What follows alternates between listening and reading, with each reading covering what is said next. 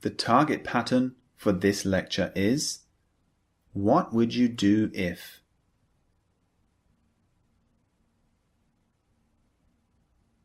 So this pattern is a question.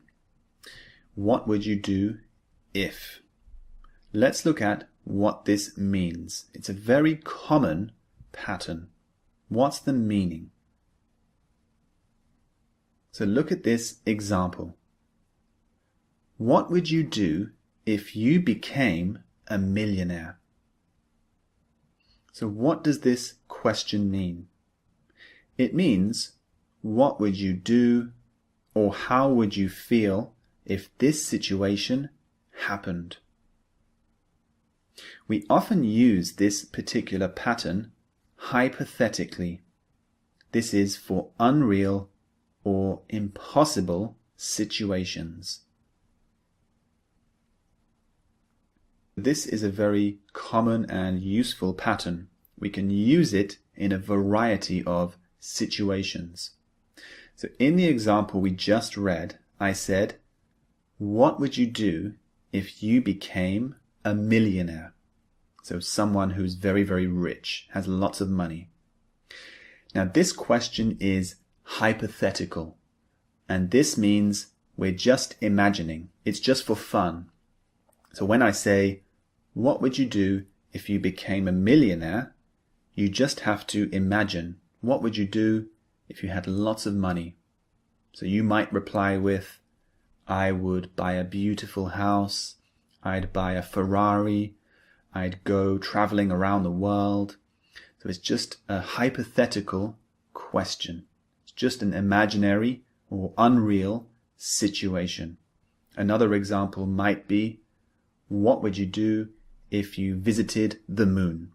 So this is just an imaginary situation. So it's a very, very common structure. It doesn't have to be hypothetical, unreal. It can be real. So I might ask my friend, what would you do if you got the job? So in this case, it's a real situation. He has applied for a new job, and I can say, what would you do if you got the job? So we're thinking about the future, but it's a possible situation in the future. Now, let's move on to the example sentences. Here is the first one. I've been offered another job for more money, but I love my current job. What would you do if you were in my position? This person is asking for advice. He's saying, someone offered me a job. It's more money, but I love my current job. What would you do in this situation? Would you go for more money, or would you stay at the job that you love? So we often use this pattern, what would you do if, to talk about my situation. So I'm asking you, what would you do if you were me? What would you do in my situation? This is a good way to ask for advice. Okay, so when you have a problem or a dilemma, you can ask your friend, what would you do if you were me? Okay, here is another example. Peter says, I'm going to start a new business. And Pam says, that's great, but what would you do if you failed?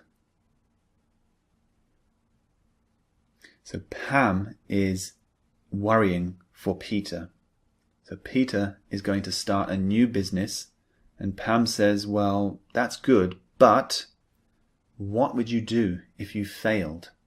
So she's imagining the future, and she's saying, if you failed, how would you feel? How would you cope? How would you react? Okay, so she's imagining a negative situation in the future. Here is the third example.